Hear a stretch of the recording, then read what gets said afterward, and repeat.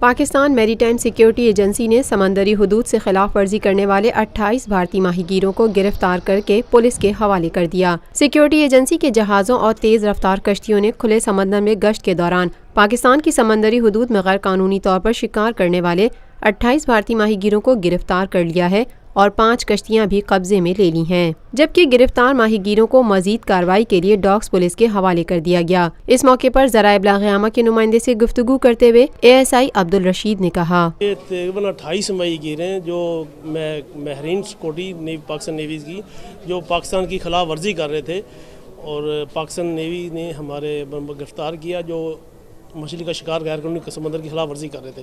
انہوں نے گرفتار کر کے ہمارے حوالے کیا ہے، ڈاکس پولیس کے حوالے کیا۔ کل انشاءاللہ ان کو کورٹ پیش کریں گے۔